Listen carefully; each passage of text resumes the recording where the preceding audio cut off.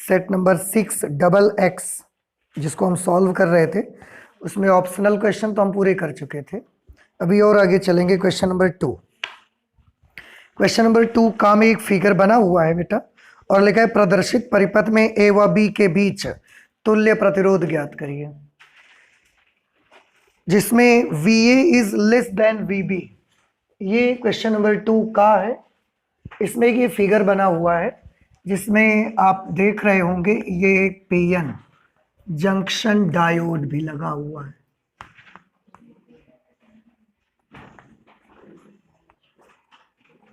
PN junction diode लगा हुआ है, इसके साथ 30 ओम का रेसिस्टेंस है और यहाँ इसके पैरेलल में 10 ओम का रेसिस्टेंस है।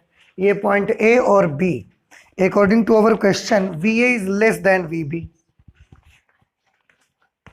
VA is less than VB means A का जो पोटेंशियल है वो B के पोटेंशियल से लो है। A का पोटेंशियल लो पोटेंशियल, B का potential high potential. Low potential और B का पोटेंशियल हाई पोटेंशियल। ओके, ठीक। तब उन्होंने क्वेश्चन में पूछा A और B के बीच का तुल्य प्रतिरोध ज्ञात करिए, कितना होगा। A और B के बीच का इक्विवेलेंट रेसिस्टेंस पता लगाना है।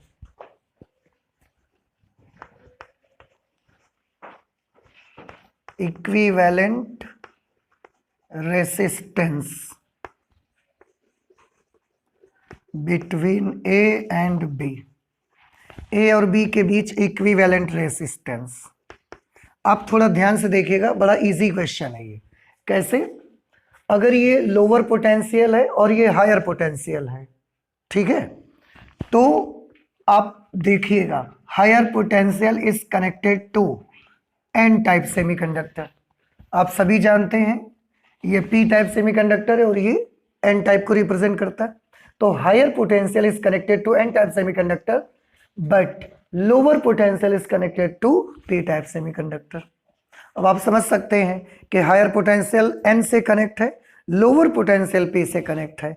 जाहिर सी बात है कि ये जो पीएन जंक्शन डायोड यहाँ लगा हुआ है, ये PN junction diode reverse bias है, अग्रभिनत नहीं है, उत्क्रम अभिनत है। समझ आ रहा है आपको कि higher potential N type semiconductor से कनेक्टेड है, लोअर पोटेंशियल कनेक्टेड है पी टाइप से, तो ये फॉरवर्ड बायस नहीं है, ये एक रिवर्स बायस पीएन जंक्शन है। और अगर ये रिवर्स बायस पीएन जंक्शन है तो इस रास्ते पर कोई भी करंट फ्लो नहीं हो सकती, क्योंकि रिवर्स बायस पीएन जंक्शन जो होता है वो करंट को अलाउ नहीं करता। तो इस रास्ते पर करंट आएगी ही नहीं। करंट जब यहां से ऐसे एंटर करेगी, इधर से आएगी, इस रास्ते पर कोई करंट नहीं जाएगी। टोटल की टोटल करंट इस रास्ते से होकर ऐसे निकल जाएगी।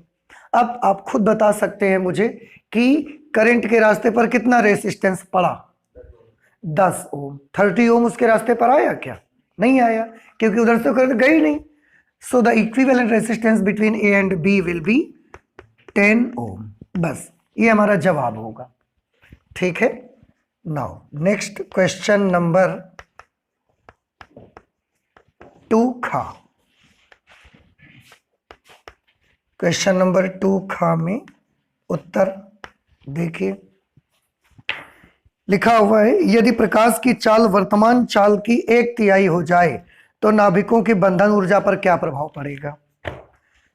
सबसे पहले मैं आपको बताऊं कि नाभिकों की बंधन ऊर्जा का फॉर्मूला होता क्या है।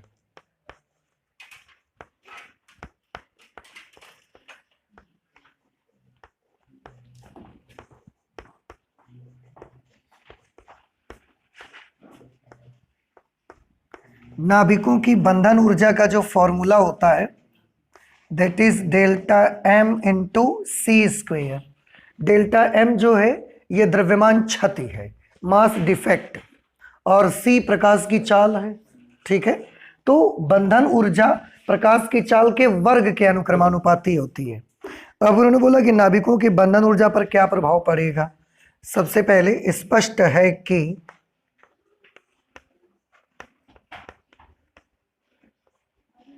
स्पष्ट है कि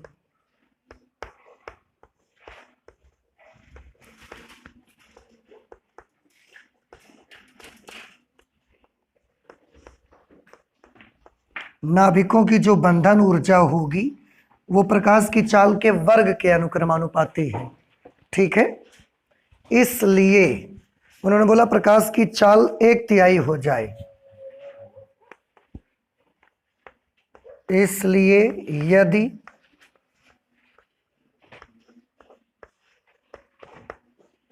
प्रकाश की चाल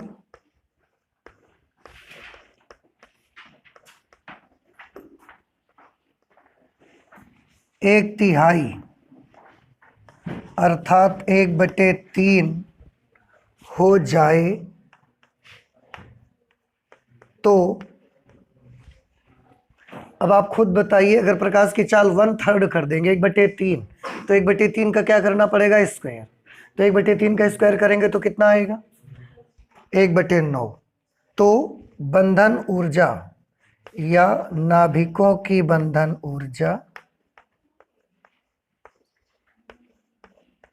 तो नाभिकों की बंधन ऊर्जा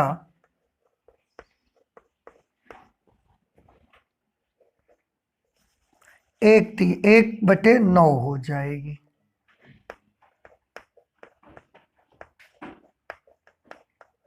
नाभिकों की बंधन ऊर्जा 1/9 हो जाएगी। नाभिकों की बंधन ऊर्जा delta M into C square, where delta M is mass defect, द्रव्यमान क्षति, सी प्रकाश की चाल। स्पष्ट है कि नाभिकों की बंधन ऊर्जा सी स्क्वायर के अनुक्रमानुपाती है। अब यदि प्रकाश की चाल हम 1/3 अर्थात 1/3 हो जाए तो नाभिकों की बंधन ऊर्जा 1/3 का स्क्वायर यानी कि 1/9 हो जाएगी। ठीक, नेक्स्ट क्वेश्चन नंबर 2 गा।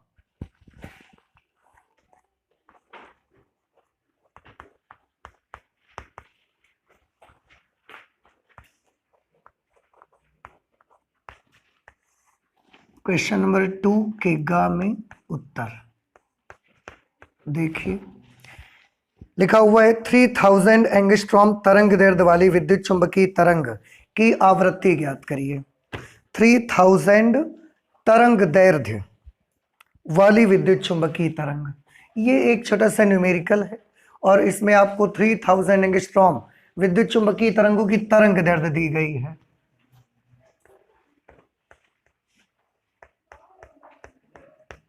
दिया है lambda is equal to 3000 angstrom.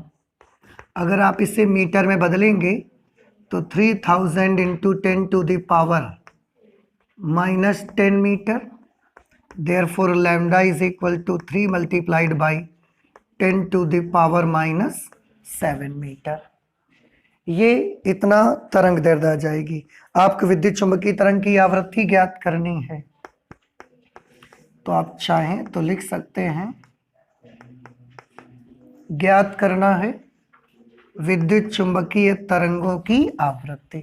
तो आवृत्ति बराबर क्वेश्चन मार्क हमने कर दिया। अब इसके बाद हल आप देखिए, विद्युत चुंबकीय तरंगों के लिए एक सूत्र आपने पढ़ा हुआ है, C is equal to nu into lambda. ठीक है, C is equal to nu lambda, then what is nu will be equal to c upon lambda. C is the speed of light, that is 3 into 10 to the power 8 meter per second upon lambda. Lambda is 3 into 10 to the power -7 meter। 3 से 3 cancel हो गया 1 times में। then nu will be 1 into 10 to the power 15।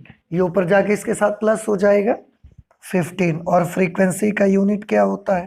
Hertz. इस तरह से ये हो गया आपका क्वेश्चन नंबर 2 गा। नेक्स्ट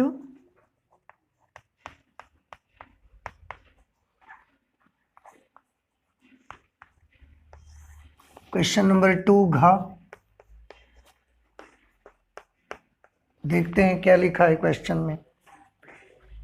लिखा हुआ है एलसीआर श्रेणी अनुनादी परिपथ के लिए आरोपित आवृत्ति न्यू तथा प्रतिबाधा Z के बीच ग्राफ खींचकर अनुनादी आवृत्ति दिखाइए।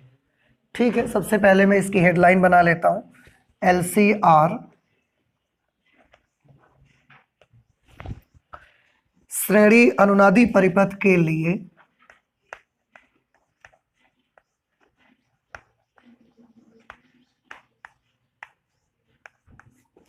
LCR श्रेणी अनुनादी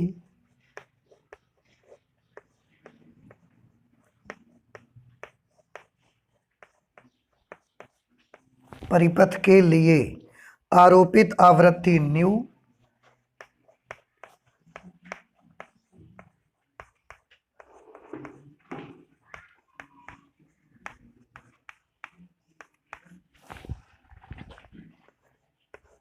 आरोपित आवृत्ति न्यू तथा प्रतिबाधा Z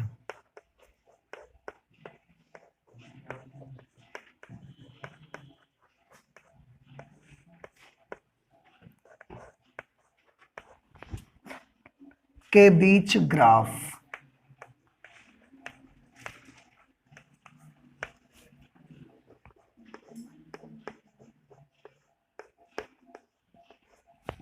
ये हमारी इस क्वेश्चन की हेडलाइन है, LCR श्रेणी अनुनादी परिपथ के लिए आरोपित आवृत्ति न्यू तथा प्रतिबाधा Z के बीच ग्राफ आपको बनाना है और उसके साथ में उसमें अनुनादी आवृत्ति को भी शो करना है।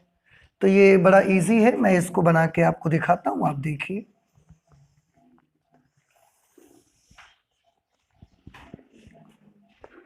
मैं इस एक्सिस पर ले लेता हूं आवृत्ति, आरोपित आवृत्ति,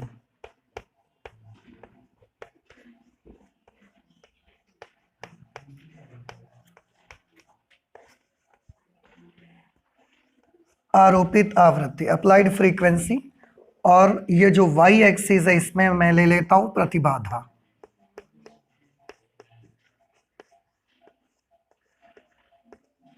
प्रतिबाधा, ठीक है, जिसे आप Z से रिप्रेजेंट करते हैं।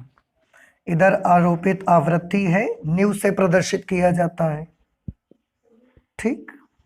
अच्छा, अब इनके बीच जब आप ग्राफ बनाएंगे तो वो ग्राफ कैसा बनेगा उसको मैं आपको बताता हूं, आप ध्यान से देखिए। ये ग्राफ कुछ इस तरीके का बनता है, इस तरह का ग्राफ बनेगा, ठीक है, जिसमें ये जो फ्रीक्वेंसी है, ये फ्रीक्वेंसी, जिस फ्रीक्वेंसी पर रेसिस्टेंस सबसे कम है, आप देखें ये एक ऐसी फ्रीक्वेंसी है, थोड़ा ध्यान से देखें, इस फ्रीक्वेंसी पर रेसिस्टेंस इतना, इस फ्रीक्वेंसी पर रेसिस्टेंस इतना, तो ये एक ऐसी फ्रीक्वेंसी है जिस पर परिपथ की जो प्रतिबाधा है वो बस इतनी है, सबसे कम। अब आप थोड़ा सा याद करें, LCR श्रेणी अनुनादी परिपथ में जो प्रतिबाधा होती है वो मिनिमम जब होती है तो किसके बराबर होती है? आंसर है मिनिमम फ्रीक्वेंसी R के इक्वल होती है। तो ये जो वैल्यू है ये उसमें लगे हुए रेसिस्टेंस की वैल्यू है, और ये जो फ्रीक्वेंसी है ये फ्रीक्वेंसी है रेजोनेंट फ्रीक्वेंसी FR। बाकी अगर रेजोनेंट फ्रीक्वेंसी से थोड़ा कम या थोड़ा ज़्यादा चले जाएंगे तो प्रतिबाधा का मान बढ़ जाएगा। रेजोनेंट फ्रीक्वेंसी के लिए इंपीडेंस की वैल्यू, प्रतिबाधा का मान सबसे कम होता है और वो किसके बराबर होता है? R के बराबर।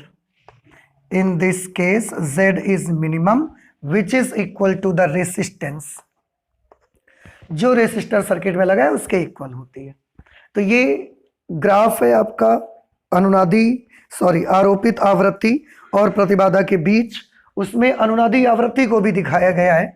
ये जो फ्रीक्वेंसी है, ऐसे चलने पर फ्रीक्वेंसी बढ़ेगी, ये जो फ्रीक्वेंसी आप देख रहे हैं यही फ्रीक्वेंसी है जिसको बोला जाता है अनुनादी आवृत्ति।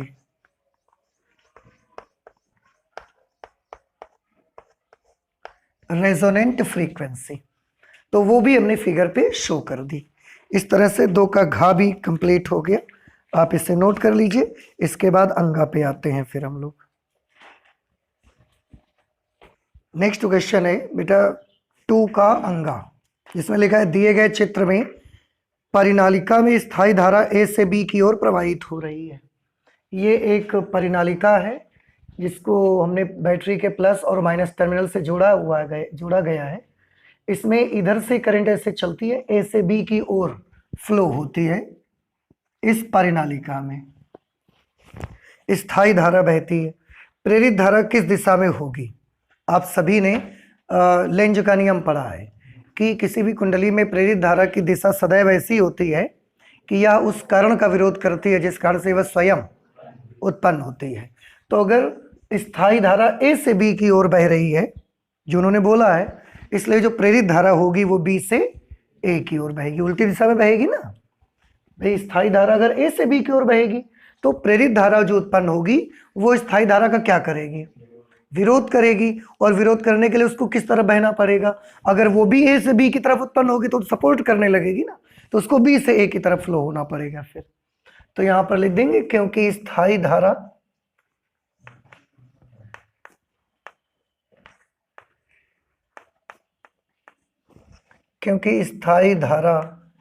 ए से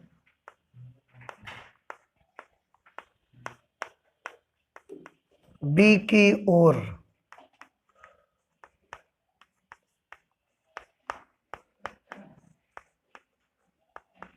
प्रवाहित होती है, अतः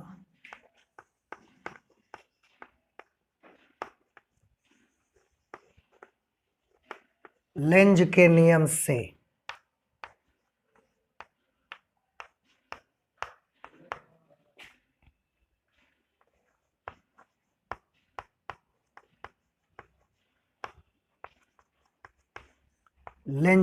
से परिनालिका में उत्पन्न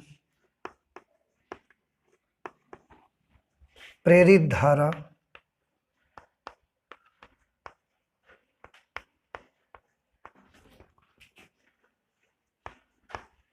बी से ए की ओर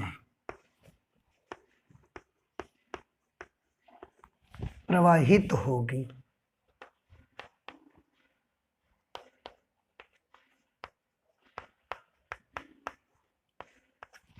ठीक, ये 2 अंगा हो गया। इसके बाद क्वेश्चन नंबर 2 कच्चा भी है, तो यहीं पर मैं कर देता हूं क्वेश्चन नंबर 2 चा।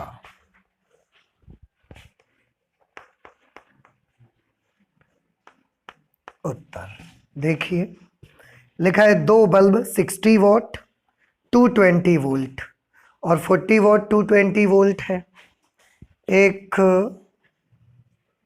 बल्ब है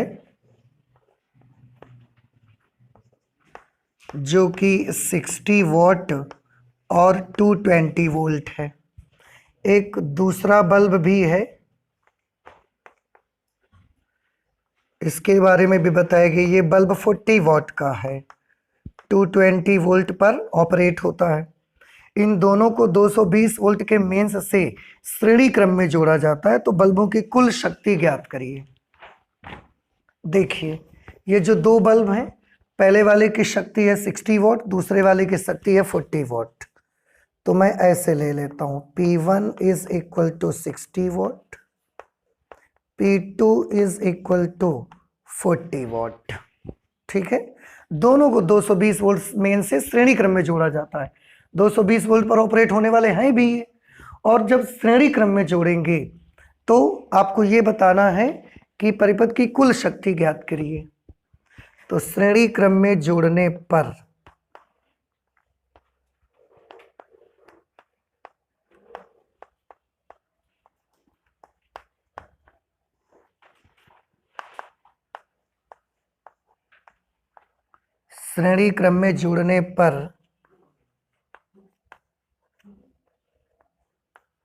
परिपथ की कुल शक्ति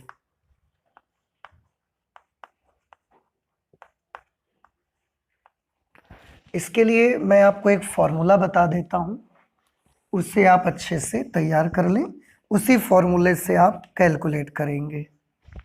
ठीक है, श्रेणी क्रम में जोड़ने पर परिपथ की कुल शक्ति, total power of circuit will be equal to P1 into P2 upon P1 plus P2।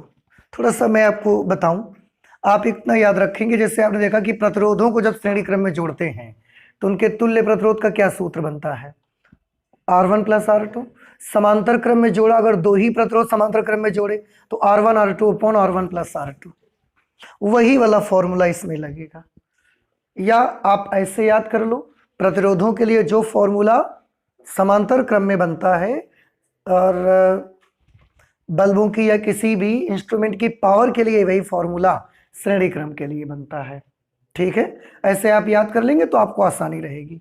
और अगर यही बल्ब समांतर क्रम में जोड़े गए होते तो क्या सूत्र लगाते फिर हम, P is equal to P1 plus P2, directly add कर देते हैं। ठीक है, तो ये थोड़ा सा आपको याद रखना है। जैसे 3 बल्बों को श्रेणी क्रम में जोड़ दिया जाए, फिर आप क्या करेंगे, फिर आप ये नहीं लगाएंगे, फिर आप लगाएंगे 1/P is equal to 1/P1 plus 1/P2 plus, ये केवल 2 के लिए है। Okay, P1 into P2 60 into 40 करेंगे 2400 अपॉन 60 प्लस 40 करेंगे 100, then total power of circuit will be 0 से 0 कैंसिल हो गए 24 वॉट। सर्किट की जो टोटल पावर होगी वो कितनी होगी, 24 वॉट।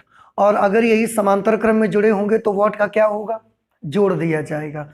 टोटल पावर कितनी होती अगर ये समांतर क्रम में जुड़े होते तो P1 प्लस P2 करते 60 plus 40, it will be 100 what. और यही हमारे घरों की वायरिंग में होता है। हमारे घरों की वायरिंग सब पूरी कैसी होती है, समांतर क्रम में। तो अगर आपने 4 बल्ब ऐसे लगा के रखे हैं 15-15 वॉट के, तो आप उसको 15 प्लस 15 प्लस 15 प्लस 15 करके 60 वॉट बताते हैं कि कितना चल रहा है घर में, 60 वॉट लाइट चल रही है कि नहीं। तो समांतर क्रम में आप क्या करते हो, समांतर क्रम में सबका वॉट मिला के आप ऐड कर देते हो, यही तो आप करते हो।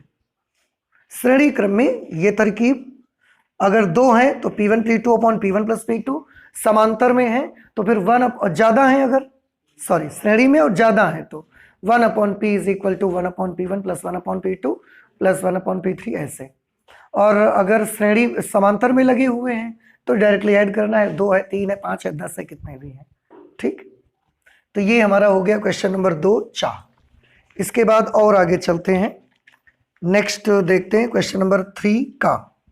बेटा क्वेश्चन नंबर 3 का में आप देखो लिखा है वोल्टता नियंत्रक के रूप में जेनर डायोड कैसे कार्य करता है।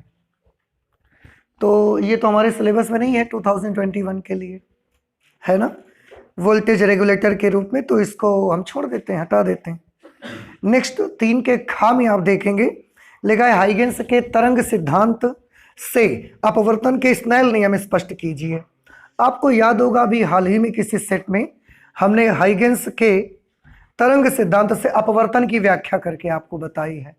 तो आप वहां से अपवर्तन की जब व्याख्या की गई तो लास्ट में उसमें स्नेल का नियम प्रूव किया गया है। तो हम इसको कर नहीं रहे हैं, आप सभी लोग वहां से हेल्प ले लीजिए उस सेट से, जो भी सेट है। मुझे इसे सेट का नंबर याद नहीं है ना क्वेश्चन याद है, आप ढूंढेंगे आपको मिल जाएगा। मैं फिर से बता दूं क्या मैंने बोला, हाइगेंस के तरंग सिद्धांत से अपवर्तन की व्याख्या वाला आर्टिकल ढूंढिएगा और उसमें लास्ट में स्नेल का नियम प्रूव करके दिखाया गया है कि पहले माध्यम के सापेक्ष दूसरे माध्यम का अपवर्तनांक ये जो होता है वो sine i upon sine r के बराबर होता है। बस वहां से आपको ले लेना है इसको, इसलिए मैं इसको कर नहीं रहा हूं। अब मैं आऊंगा सीधे क्वेश्चन नंबर 3 गा।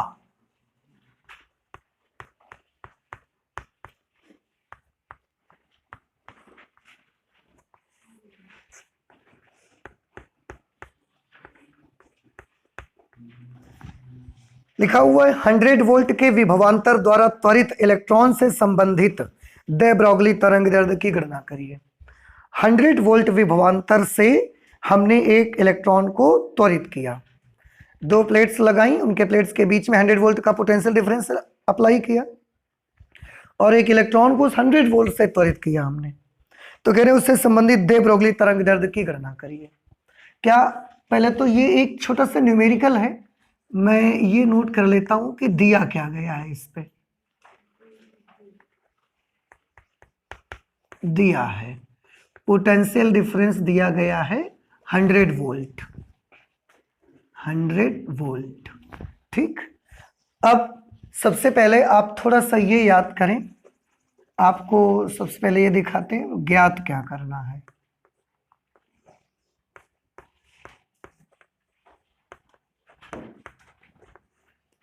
ज्ञात करना है, क्या ज्ञात करना है? इलेक्ट्रॉन से संबद्ध दे ब्रोगली तरंग दैर्ध्य।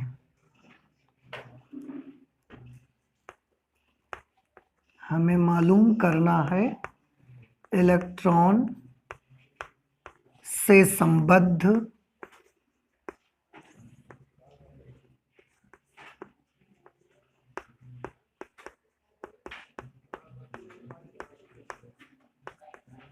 दे ब्रोगली तरंग दैर्ध्य।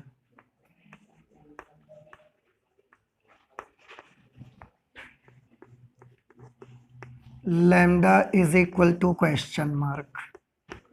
अब सॉल्यूशन, इसके लिए आपको याद होगा बेटा, दे ब्रोगली तरंग दैर्ध्य का एक फॉर्मूला वोल्टेज के टर्म्स में हमने पढ़ा हुआ है, 12.27 upon under root V angstrom.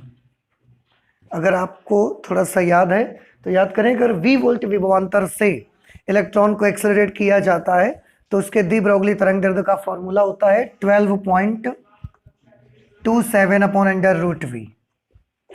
Therefore lambda is equal to 12.27 upon under root V की जगह पर 100।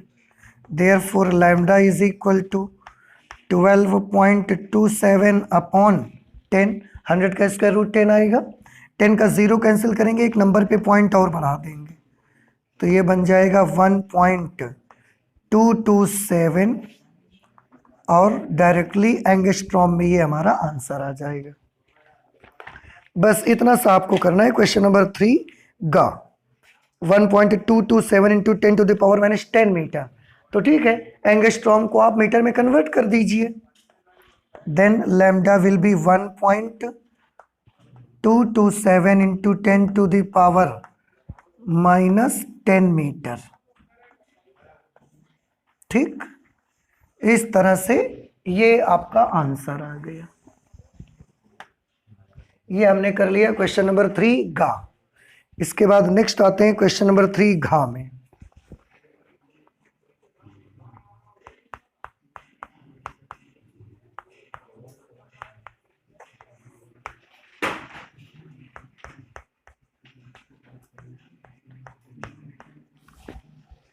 क्वेश्चन नंबर 3 घा में मैं क्वेश्चन पढ़ता हूं, आप भी गौर से सुनिएगा। लिखा है विभव मापी के प्रयोग में E1 व E2 विद्युत वाहक बलों की दो सेलों को श्रेणी क्रम में जोड़ने पर, विद्युत वाहक बल का कोई एक्सपेरिमेंट है, उसमें E1 और E2 विद्युत वाहक बल की दो सेलों को श्रेणी क्रम में आपस में जोड़ा गया है, तो अविक्षेप बिंदु 300 सेंटीमीटर दूरी पर प्राप्त होता है। अविक्षेप बिंदु जो मिलता है, null point, zero deflection point, वो 300 सेंटीमीटर पर मिलता है। जब E2 विद्युत वाहक बल की सेल को हटा दिया जाता है, E2 विद्युत वाहक बल की सेल को हमने हटा दिया, वहां से केवल कौन बची? E1 हटा देते तो अविक्षेप बिंदु 100 सेंटीमीटर की दूरी पर मिलता है। अब जो अविक्षेप बिंदु है वो हमको 100 सेंटीमीटर डिस्टेंस पर मिलता है। सेलों के विद्युत वाहक बलों के अनुपात ज्ञात करिए। वो जो सेल आपने लगाए थे E1 और E2, उनके विद्युत वाहक बलों का अनुपात निकालना है, मतलब E1 अनुपात E2 का मान पता लगाना है। केवल विद्युत वाहक बल E2 के सेल के लिए अविक्षेप बिंदु कितनी दूरी पर प्राप्त होगा ये भी पता लगाना है आपको। चलिए, ये एक न्यूमेरिकल है और इसमें भी सबसे पहले मैं ये नोट करता हूं कि दिया क्या गया है।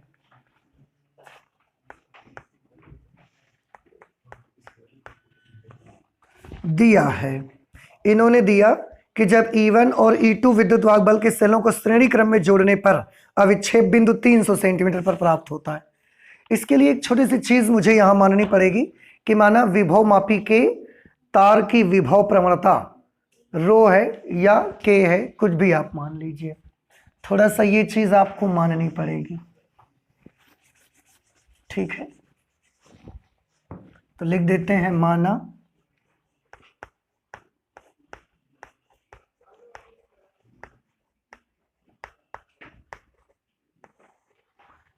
विभव मापी के तार की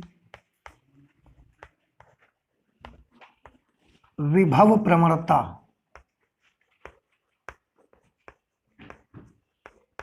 विभव मापी के तार की विभव प्रवणता रो है, तब सबसे पहले नोट कर लेते हैं कि क्या क्या हमको दिया गया है। अब आप भी गौर से सुनिएगा, लिखा है E1 E2 विद्युत वाहक बलों के सेलों को श्रेणी क्रम में जोड़ने पर। क्या आप बता सकते हैं कि अगर आप सेलों को श्रेणी क्रम में जोड़ेंगे दोनों सेलों को तो उनका टोटल विद्युत वाहक बल कितना होगा? आंसर है E1 प्लस E2 के बराबर होगा। समझ रहे हैं? अगर श्रेणी क्रम में जोड़ा जाएगा तो E1 प्लस E2 के बराबर उनका विद्युत वाहक बल आएगा। और उस समय अविच्छेद बिंदु मिलता है 300 सेंटीमीटर पर, तो शुरुआत में विद्युत वाहक बल कितना मिलेगा? E1 प्लस E2, और अविच्छेद बिंदु कितना मिलता है हमको? 300 सेंटीमीटर। तो मैं एक काम करता हूं, L1 is equal to 300 centimetre. आगे जब E2 विद्युत वाहक बल के सेल को हटा देते हैं, अब हमने क्या किया, जो E2 विद्युत वाहक बल वाली सेल थी उसको हमने हटा दिया, अब सर्किट में केवल E1 वाली सेल बची, तो अविच्छेद बिंदु 100 सेंटीमीटर पर मिलता है। तो दूसरी वाली जो लंबाई है वो हमको कितने पर मिलती है? 100 सेंटीमीटर पर मिलती है। तो सेलों के विद्युत वाहक बलों के अनुपात की गणना करिए। लिख देते हैं ज्ञात करना है। क्या ज्ञात करना है? पहले तो सेलों के विद्युत वाहक बलों का अनुपात ज्ञात करना है, और उसके बाद उन्होंने बोला केवल विद्युत वाहक बल E2 के लिए अविच्छेद बिंदु कितनी दूरी पर होगा। अगर हम केवल E2 सेल लगाएं तो उसके लिए अविच्छेद बिंदु कितनी दूरी पर होगा, ये उन्होंने पूछा। चलिए खैर, यहां पर मैं इसको नोट कर देता हूं। केवल E2 के लिए अविच्छेद बिंदु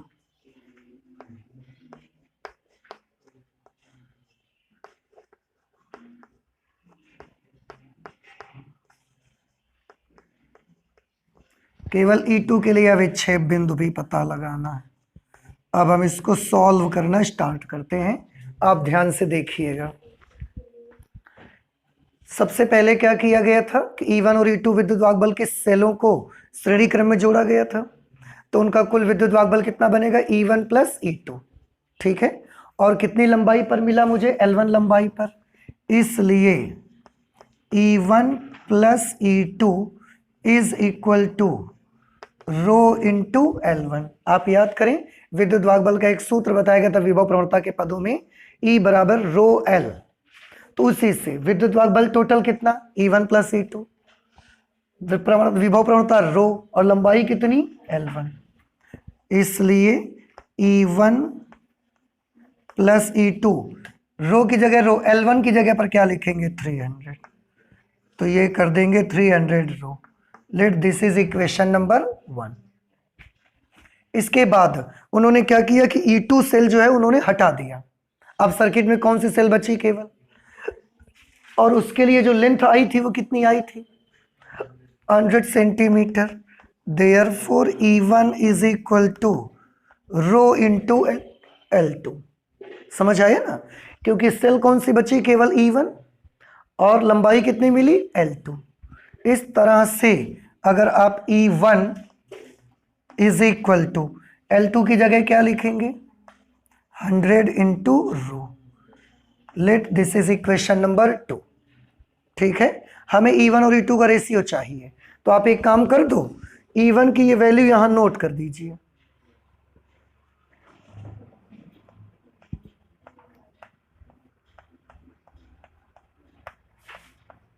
समीकरण 1 से, समीकरण 1 E1 की जगह पर हम 100 रो लिखेंगे, तो E2 की वैल्यू कितनी आ जाएगी बताइए? ये 100 रो उधर जाके माइनस हो जाएगा, ये आ जाएगा 200 रो। दिस इज इक्वेशन नंबर 3, ठीक। अब हमें E1 और E2 का रेशियो चाहिए, तो हम एक काम कर देते हैं, equation number 2 is divided by equation number 3। समीकरण 2 में समीकरण 3 से भाग देने पर E1 upon E2 is equal to E1 upon E2 is equal to 100 rho upon 200 rho. देखो रो से रो कैंसिल, 00 से 00 कैंसिल, इस तरह से ये E1 अनुपात E2 का मान कितना आ गया 1/2। यही पूछा जा रहा था। एक और छोटी सी चीज पूछी है, केवल E2 के लिए अविक्षेप बिंदु, उसको भी हम आपको बता देते हैं। केवल E2 के लिए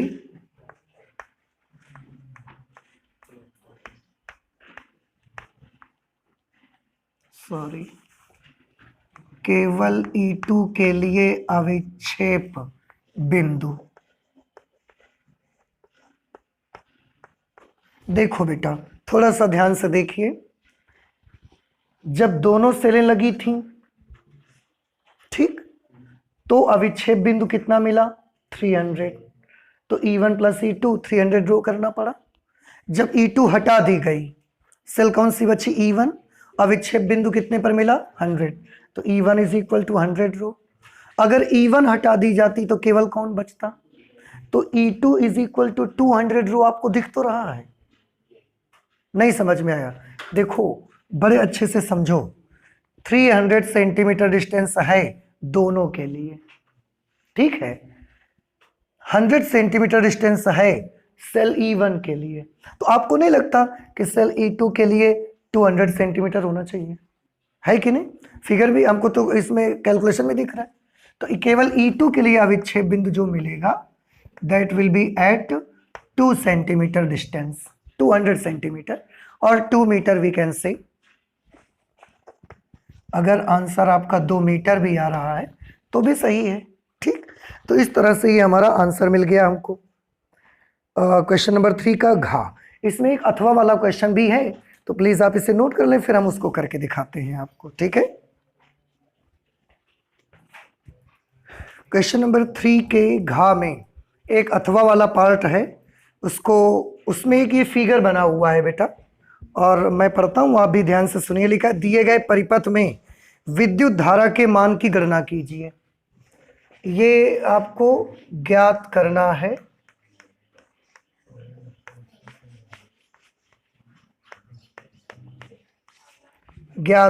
पहले सर्किट में विद्युत धारा ज्ञात करनी है, फिर ए और सी बिंदुओं के बीच विभवांतर ज्ञात करना है। ए और सी बिंदुओं के बीच VA minus VC is equal to question mark.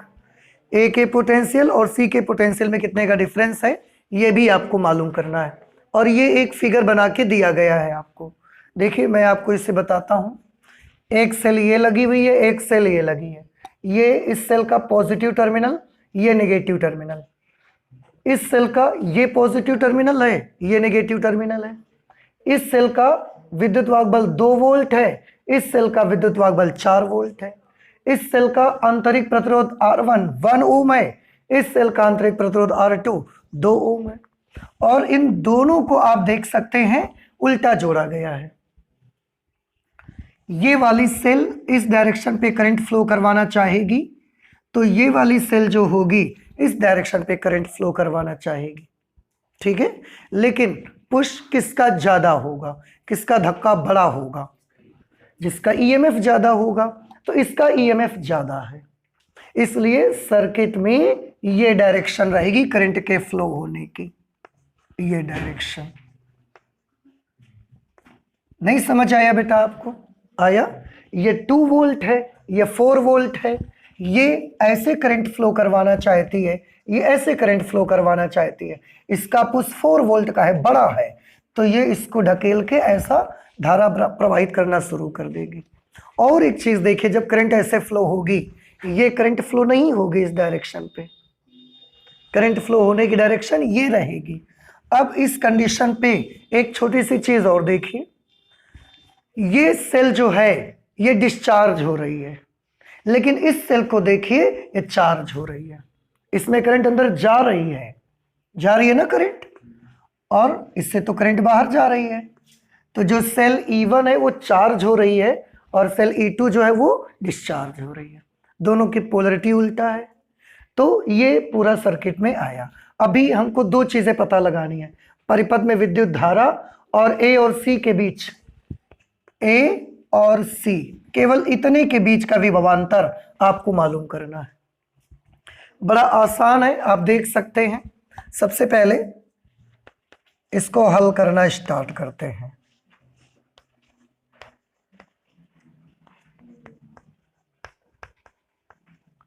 परिपथ में विद्युत धारा, परिपथ में विद्युत धारा अगर निकालना है तो क्या करना पड़ेगा, नेट विद्युत वाहक बल बटे कुल प्रतिरोध, ये फॉर्मूला होता है।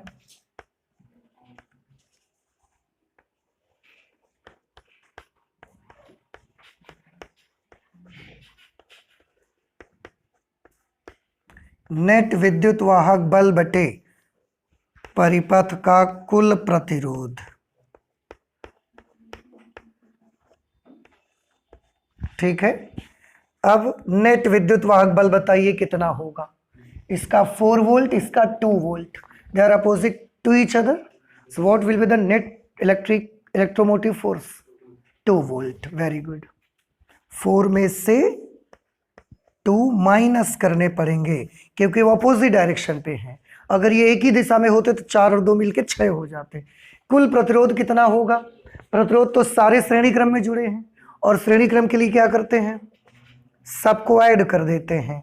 तो 5, पहले आप चाहें तो इसे ऐसे लिख सकते हैं, ये हम सिंबल में लिख सकते हैं E2 माइनस E1 अपॉन, सब श्रेणी क्रम में इसलिए प्रतिरोध सबके सब जोड़े जाएंगे। ये फॉर्मूला बनेगा वैद्युत धारा के लिए। बस इसको कैलकुलेट आपको करना है। E2 minus E1 is 2 volt upon सारे रेसिस्टेंसेस का एडिशन, 5, 1, 6 और 2, oh sorry, I is equal to, ये कितना हो जाएगा 8। ठीक है, अब 8 से अगर आप 2 को डिवाइड करेंगे तो ये आंसर आ जाएगा I is equal to 0.25 ampere. Circuit में फ्लो होने वाली करंट इतनी रहेगी आपकी। ठीक है, अच्छा, ये तो करंट आ गई। अब ए और सी के बीच का विभवांतर पूछा जा रहा है तो उसको निकाल लेते हैं। अब ए व सी के बीच विभवांतर,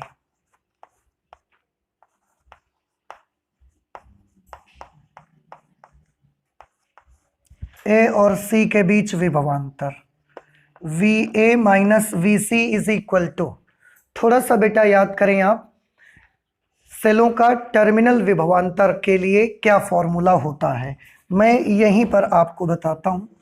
एक फॉर्मूला आपने पढ़ा, V is equal to E minus I R, याद आया आपको। लेकिन ये फॉर्मूला उस समय के लिए है जब सेल डिस्चार्ज हो रही होती है, लेकिन हमको तो ए और सी के बीच का पता लगाना है और ए और सी के बीच जो सेल लगी है वो चार्ज हो रही है। तो उस समय क्या फॉर्मूला बनेगा, V is equal to E plus I R. ठीक है, E के लिए E1 लिखना है कि E2 लिखना है बताइए, E1 लिखना है। तो E1 प्लस आई, R के लिए R1 लेना है कि R2 लेना है, R1 लेना है। Then VA minus VC is equal to E1 is 2 volt plus I is, आप 2/8 भी लिख सकते हैं या आप 0.25, I की जगह पर 0.25 और R1 की जगह पर 1 को इससे मल्टीप्लाई करेंगे 0.25, उसको 2 में ऐड कर देंगे। VA minus VC is equal to 2.25 और विभवांतर है इसलिए इसका यूनिट क्या होगा, वोल्ट।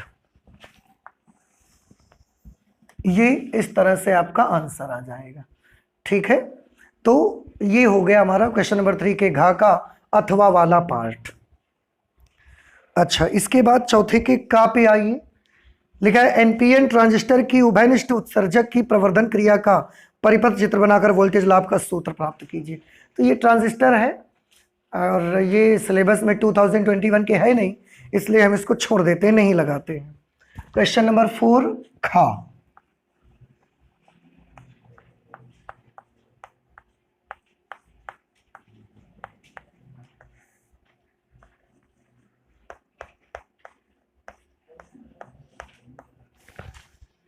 चौथे का खा पार्ट है, उसको मैं पढ़ता हूं। लिखा है हाइड्रोजन परमाणु की आयनन ऊर्जा 13.6 इलेक्ट्रॉन वोल्ट है। जो हाइड्रोजन परमाणु है उसकी आयनन ऊर्जा, यानी कि अगर पहली कक्षा में कोई इलेक्ट्रॉन है तो उसको परमाणु से बाहर निकालने के लिए आवश्यक ऊर्जा जो होगी वो 13.6 इलेक्ट्रॉन वोल्ट है।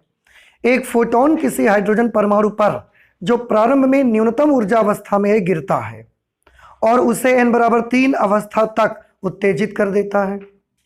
इस संक्रमण को ऊर्जा स्तर आरेख में दर्शाइए। सेकेंड पार्ट, फोटोन की तरंग दैर्ध्य की गणना कीजिए। थर्ड पार्ट, उपरोक्त संक्रमण में कितनी उत्सर्जन रेखाओं की संभावना है, ये भी आपको पता लगाना है। तो सबसे पहले तो जो न्यूमेरिकल है उसमें हम ये नोट करना चाहेंगे कि हमको क्या कौन कौन सी चीजें हैं जो गिवन हैं।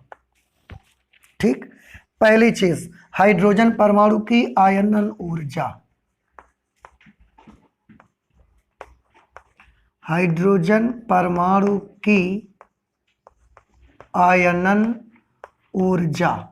आयनन ऊर्जा आप सभी जानते हैं E∞ minus E1 that is 13.6 electron volt. अब अनंत पर इलेक्ट्रॉन की ऊर्जा कितनी होती है? 0, इसलिए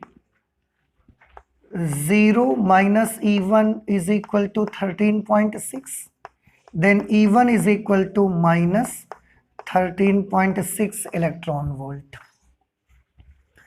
अच्छा, आगे है एक फोटोन किसी हाइड्रोजन परमाणु पर जो प्रारंभ में न्यूनतम अवस्था में है n उस पर गिरता है और n=3 तक उसे ले जाता है।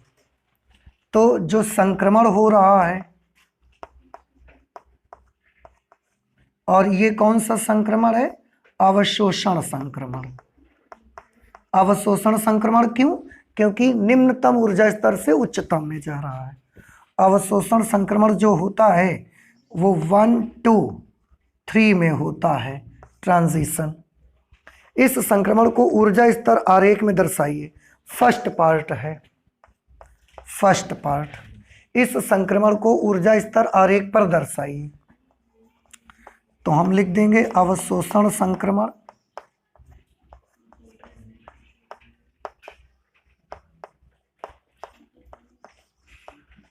अवशोषण संक्रमण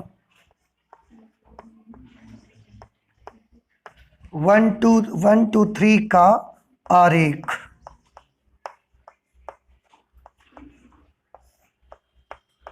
देखिए कैसे दर्शाएंगे।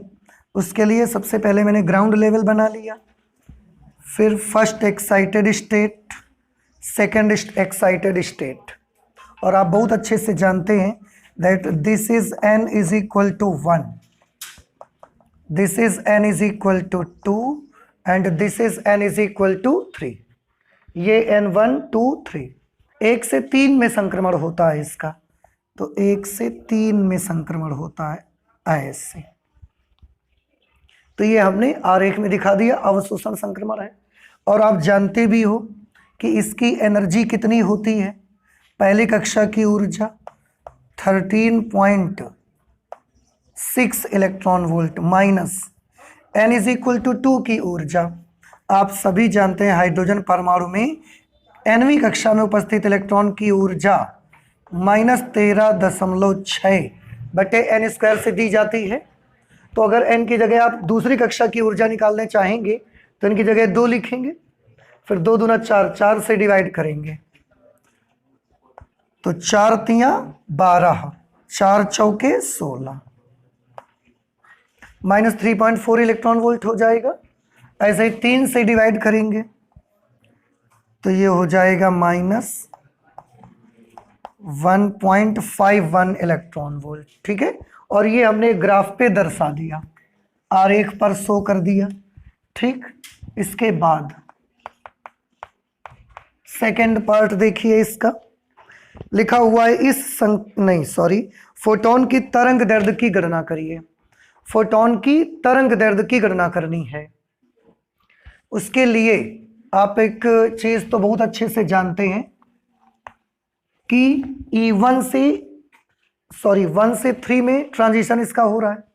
अगर 1 से 3 में ट्रांजिशन हो रहा है तो एनर्जी के लिए क्या होगा, E3 माइनस E1। और आपको याद होगा ये फॉर्मूला hc/λ होता है। भाई फोटोन की ऊर्जा है तो E1 से E3 में गया तो E3 minus E1 is equal to, अभी हाल ही में बोहर की परिकल्पनाएं पढ़ी हमने, उसमें बराबर h न्यू पढ़ा था, और न्यू की जगह पर क्या लिख सकते हैं, c/λ, तो hc/λ। अगर यहां से आप लैम्डा की वैल्यू चाहते हैं तो आपको फॉर्मूला लगाना पड़ेगा hc/E3 minus E1। h value लिख दीजिए 6.6 into 10⁻⁻34। c speed of light that is 3 into 10⁸। E3 minus E1, ये E3 है और ये E1 है, इसमें इसको माइनस कर दीजिए आप। तो जब ये माइनस ये करेंगे तो ये आएगा -1.51, माइनस करेंगे तो ये क्या हो जाएगा, प्लस, और ये बन जाएगा 13.6। और क्योंकि बेटा ये इलेक्ट्रॉन वोल्ट में है, हमें इसे जूल में कन्वर्ट करने के लिए 1.6 इंटू 10⁻⁻19 से मल्टीप्लाई करना पड़ेगा। अब इसे कैलकुलेट कर लेना है बस आपको। एक नंबर पे पॉइंट यहां पर भी है, एक नंबर पे पॉइंट यहां पर भी, हटा देते हैं, ठीक है। इसको 2 8 16 और ये हो गया 33 टाइम्स में कैंसल, ठीक है। आप चाहें तो इससे इसको कैंसिल कर सकते हैं। 8 चौके 32, 1 33, दशमलव लगाया 0 बढ़ गया, 8 एकम 8, 2 बच गए 20 हो गया, 8 दूना 16, 8 पंचे 40। इस तरह से lambda is equal to 4.125 into 3, 4.125 into 3 into 10⁻⁻34 plus 8, -34 plus 8, और ये भी तो ऊपर जा रहा है, प्लस 19 अपॉन 10 में से 1 गया 9, 5 में से 5 गए 0, 13 में से 1 चला गया तो 12, यही तो आएगा ना। अब इसको हमने सॉल्व कर लेना है, 3 से इसको काट देंगे, 3 चौके 12, 0 3 तियां 9, इससे इसको भाग दिलाना पड़ेगा, तो दिला देते हैं, यहीं पर मैं डिवाइड कर देता हूँ। 4.03 4.125, पहले तो 1 टाइम्स में जाएगा, 12 में से 3 गए 9 बच गए, ठीक है। यहां से नहीं, पहले एक काम कर लेते हैं, इसमें 2 अंक पे दशमलव है, इसमें 3 अंक पे दशमलव है, दशमलव हटा के यहां कर दो तो इसका पॉइंट हट जाएगा और ये यहां पर आ जाएगा। तो अब ये 12 में से 3 गए 9, और यहां से अब क्या आ गया 5, अभी भी भाग देंगे, दशमलव वाला नंबर उतरा तो दशमलव लगा दिया, लेकिन अभी भी 0 टाइम्स डिवाइड कर पाएंगे, दशमलव की वजह से फिर 0 बढ़ा देंगे तो लगभग 2 बार में डिवाइड हो जाएगा। इस तरह से लैम्डा की वैल्यू लगभग आ जाएगी 1.02 इंटू 10⁻18 और 9 कितने हो गए 27, 27 और 7 माइनस के 7। अब आप इसमें एक काम और कर सकते हैं, 1020 इंटू 10⁻⁻10 मीटर कर सकते हैं। आप जब चाहें 3 नंबर खिसका के यहाँ पॉइंट ले आ सकते हैं, 10⁻⁻7 फिर बन जाएगा। और इस तरह से लैम्डा की वैल्यू आ गई 1020 एंगस्ट्रॉम। इतना तरंग दैर्ध्य का मान आ जाएगा चौथे के खा पे। देख लेते हैं क्या दिया है, 1.02 इंटू 10⁻⁻7 मीटर, यही आंसर दे रहे हैं। ठीक है, कोई प्रॉब्लम नहीं, अगर आप एंगस्ट्रॉम में भी दे देते हैं तो वो भी सही है। अच्छा, एक और थर्ड पार्ट भी उन्होंने बनाया है बेटा। थर्ड पार्ट उन्होंने क्या बनाया है आप देख लीजिए। थर्ड पार्ट बनाया गया है, उपरोक्त संक्रमण में कितनी उत्सर्जन रेखाओं की संभावना है। उत्सर्जन, मैं एक काम करता हूं, आप इसी में देख लीजिएगा। ये कौन सी रेखा मैंने बनाई है, अवशोषण।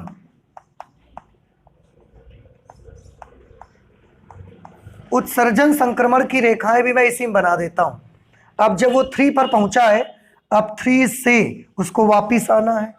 वो 3 से सीधे भी वापिस आ सकता है, 3 से पहले यहां पर आएगा और फिर यहां पर आ जाएगा। ठीक है, पहले यहां पर आएगा फिर यहां से यहां आ जाएगा। 3 से डायरेक्ट भी आ सकता है। बस 3 लाइंस इसकी बन जाएंगी। तो ये कौन सी रेखाएं मैंने बना दी हैं, उत्सर्जन।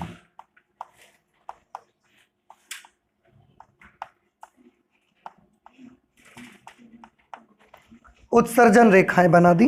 कितनी रेखाएं संभावना है, तो 3 उत्सर्जन रेखाओं की संभावना है। अवशोषण रेखा तो एक ही मिलेगी, उत्सर्जन रेखाओं की संभावना 3 है। तो उन्होंने यही क्वेश्चन पूछा था कि कितनी उत्सर्जन रेखाओं की संभावना है। आप जवाब में लिख सकते हैं कि इसमें 3 उत्सर्जन रेखाओं की संभावना है।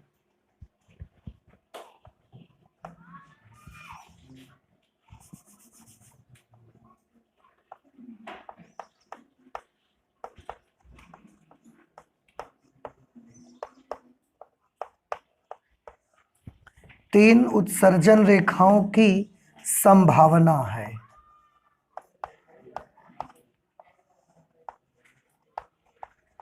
ठीक है, इस तरह से आप करेंगे। और ये हम लोग पहुंच गए हैं क्वेश्चन नंबर 4 खा तक। आगे और भी कैलकुलेशन करेंगे, लेकिन अब अगले क्लास में करेंगे, आज नहीं करेंगे। तो आप इसे नोट कर लें। एंड आई होप कि आपको ये समझ में आ गया होगा। तो फिजिक्स में हम आज इतना ही रखेंगे, चलते हैं, मिलते हैं नेक्स्ट क्लास पे। ठीक है, थैंक यू।